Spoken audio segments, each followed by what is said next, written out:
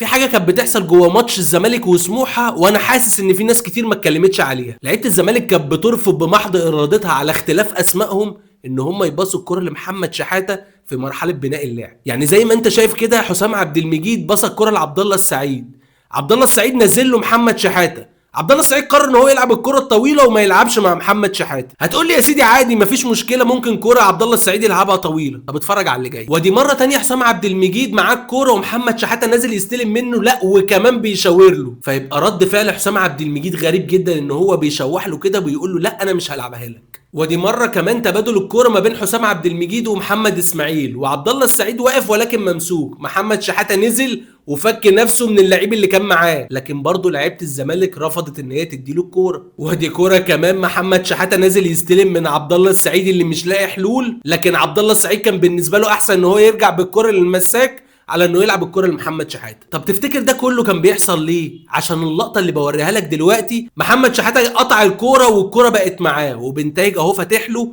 والمفروض ان هو يطلع على بنتايج، لكن محمد شحاته بيمسك الكرة ويفضل يزود فيها مرة واتنين، عشان بدل ما يلعب لبنتايج من مرة واحدة الكرة مسكها مرة واتنين عشان تخبط في مدافع سموحة، ومن حظه ان الكرة تيجي لبنتايج. ودي مرة كمان، وديني مثبت لك الكادر اهو، محمد شحاته المفروض يلعب لمين؟ ايوه زي ما انت بتقول كده بالظبط، يلعب لاحمد فتوح اللي فاتح له الملعب عشان احمد فتوح يلعب عرضية، وخصوصا ان في اتنين فراوده اساسا من الزمالك مستنيين العرضيه، عدي الدباغ وناصر منسي، لكن محمد شحاته برضه يفضل ماسك الكره ويتاخر فيها فيعملها تشيب فالكره تتقطع بمنتهى السهوله. تاكيدا برضه لكلامي، عدي الدباغ استلم الكره وهجمه مرتده خطيره لنادي الزمالك، عدي الدباغ سند الكره لمحمد شحاته، وزي ما انت شايف كده بايولوجيك المفروض محمد شحاته يلعب لمين؟ ايوه زي ما انت بتقول صح، انت كلامك صح، المفروض يلعب لمحمد السيد اللي واقف فاضي خالص ويسرع اللعب، لكن شحاته بقى بيعمل ايه؟ استلم الكوره وفضل واقف عليها لحد ما الكوره اتقطعت منه، وبدل ما هي كانت هجمه مرتده للزمالك بقت هجمه مرتده على نادي الزمالك. طب هتقول لي مثلا الماتش ده ما كانش محمد شحاته في المود وعادي، يعني ممكن اللعيب يجلي منه كوره واثنين وثلاثه واربعه، مع ان ده مش عادي. ماتش الاهلي كان نفس الكلام، محمد شحاته كان في مساحه كبيره زي ما بوريك كده وقدامه يعمل كل حاجه في اللعب، لكن الراجل فضل يدوس على الكوره مره واثنين وثلاثه واربعه لحد ما بن شرقي قطع منه الكوره والاهلي راح يعمل بيها هجمه مرتده.